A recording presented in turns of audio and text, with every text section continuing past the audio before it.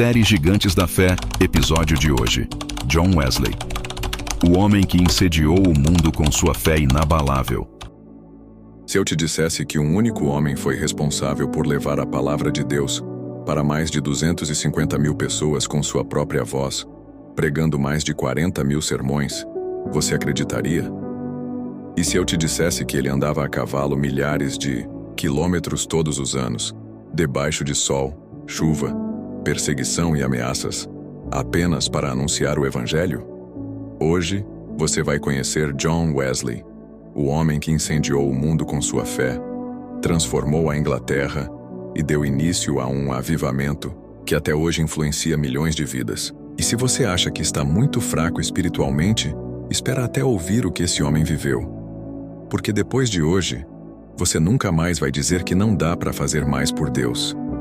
Já se inscreve no canal agora e comenta aqui embaixo. Eu quero esse fogo espiritual na minha vida. Isso ajuda demais esse vídeo a alcançar mais pessoas. Infância e conversão. John Wesley nasceu em 1703 na Inglaterra, numa época em que a frieza espiritual reinava. A igreja estava morta, mecânica, e as pessoas iam aos cultos como uma obrigação, mas sem vida. O pai dele era pastor anglicano, e a mãe, Susanna Wesley, foi uma mulher que deixou um legado profundo de fé. Com 19 filhos, ela separava 1 hora por dia para orar por cada um deles. Mas foi no incêndio da casa da família, Wesley, quando ele era apenas uma criança, que ficou claro que Deus tinha algo especial reservado para ele. Ele foi salvo por segundos da morte, e desde então sua mãe o chamava de um tição tirado do fogo, expressão que ele mesmo usaria anos depois para descrever sua vida. Mesmo estudando em Oxford e se tornando religioso, Wesley ainda não conhecia a graça de Deus. Ele tentou viver uma fé baseada em regras, em disciplina, em religiosidade, mas faltava algo. Ele foi missionário na colônia da Geórgia, nos Estados Unidos, e fracassou completamente. Voltou humilhado, frustrado, evasivo. E foi aí que veio o divisor de águas. Em 24 de maio de 1738, num culto em Londres, ele ouviu a leitura do prefácio de Lutero sobre a Carta aos Romanos, e ele escreveu: "Senti meu coração estranhamente aquecido. Senti que confiava em Cristo, somente em Cristo, para minha salvação. E me foi dada a certeza de que Ele havia tirado meus pecados, sim, os meus, e me salvado da lei do pecado e da morte." Naquele momento nascia o verdadeiro John Wesley. O avivamento e sua vida ministerial após sua conversão, Wesley começou a pregar nas igrejas, mas rapidamente foi expulso da maioria delas. Por quê? Porque sua mensagem era viva. Porque ele falava de arrependimento, de fogo, de salvação pela fé e não por obras mortas. Ele falava como quem tinha autoridade, e a instituição religiosa não suportava isso. Mas o que Wesley fez? Desistiu? Não. Ele foi para a rua, para os campos, para os cemitérios, para os becos. Onde houvesse gente, ele pregava. E era tanta gente que ele subia em túmulos para alcançar a multidão. O povo vinha em massa. Homens endurecidos choravam, mulheres eram libertas, pessoas desmaiavam sob o peso da glória de Deus. Era o Espírito Santo tocando corações em lugares onde a igreja institucional nunca havia chegado. E mais, Wesley viajava cerca de 8.000 quilômetros por ano a cavalo.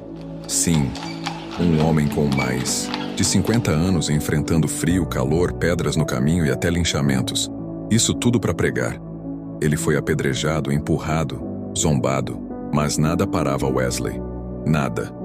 Além de tudo, ele organizou pequenos grupos chamados Sociedades Metodistas, onde as pessoas se reuniam durante a semana para orar, ler a Bíblia, confessar pecados, jejuar e crescer espiritualmente. Era uma fé prática, viva, transformadora. E sabe o que mais? Ele pregava em média 3 sermões por dia. Isso mesmo. Quando morreu aos 87 anos, havia pregado mais de 40 mil vezes. E a chama que ele acendeu continua até hoje. John Wesley costumava dizer em suas pregações: "Dai-me 100 homens que nada temam senão o pecado, e nada desejem senão a Deus, e abalarei os portões do inferno com eles." Não me preocupo com o que pode acontecer daqui a 100 anos. Aquele que governava o mundo antes de eu nascer, cuidará disso igualmente, quando eu estiver morto. A minha parte é melhorar o momento presente. Eu creio que a santificação seja a vida de Deus na alma do homem, uma coparticipação da natureza divina, o sentimento que houve em Cristo, ou a renovação do nosso coração segundo a imagem daquele que nos criou. Ele acreditava piamente que a santidade era possível, que a vida cristã não era só uma teoria bonita, mas uma entrega completa. Ele dizia que o mundo é minha paróquia, porque entendia que Deus o havia chamado para ir além dos limites das instituições. E foi isso que ele fez. Seu legado?